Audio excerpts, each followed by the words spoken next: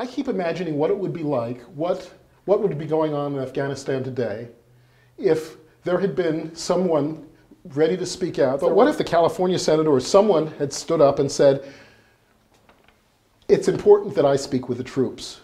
It's important that the troops know what's going on. If they're going to, let me speak to you directly, if you're going to risk your lives in the Middle East, you ought to know that there's a possibility that the reason no inspector has found any banned weapons in Iraq in all this time might not be that they're really good at hiding banned weapons.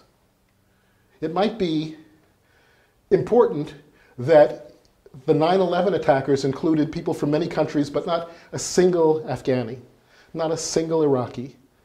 And that if we wanted to bomb the place where 9/11 was planned, we would have to bomb Hamburg, Germany, because that's where those 28 people lived and planned that attack. You should know that the Taliban government, that's being demonized by our government, spoke out immediately to condemn the attacks and agreed to cooperate in the prosecution of anyone involved, and that the that when the US president said, hand over this man, they said, of course we will, send us the evidence, and the US president replied, we don't need any evidence, we know he's guilty. And that began the 10-year hunt that ended with the man being killed without ever even having been charged. We're in a funny, we got a lot of film buffs here. So, and a lot of people who've seen To Kill a Mockingbird, and anyone seen Straw Dogs with Dustin Hoffman?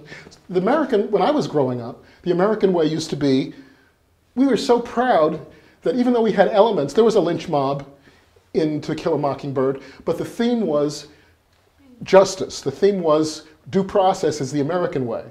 And in Straw Dogs, Dustin Hoffman has taken a fellow into his house who he knows almost certainly has killed a woman, a big brute, a big dumb guy, and her family is out there ready to kill him, and he's prepared to let them destroy his house rather than deny that guy, that killer, due process. The movie is about his struggle to keep them out, the climax is about his struggle to keep them out of his house, threatening himself and his wife and his family.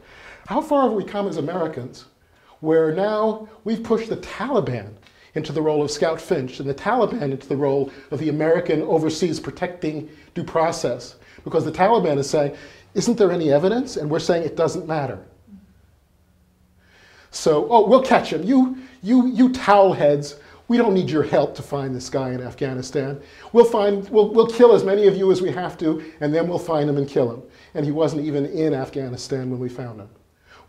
So we've fallen from the ideals of Dr. King's day and my childhood and film fantasy. That was a reality that when Americans cared about due process, when the idea of assassinating anyone without due process was un-American. And actually most Americans think that's still true, but politicians in Washington, politicians think that looking tough is more important than being fair. And that's the current generation of them that we're eager to replace. That American dream is not dead. Our children still watch To Kill a Mockingbird and Straw Dogs and understand what real American courage is. And we're tired of being denied it by our political class, and we're ready to take America back in that sense.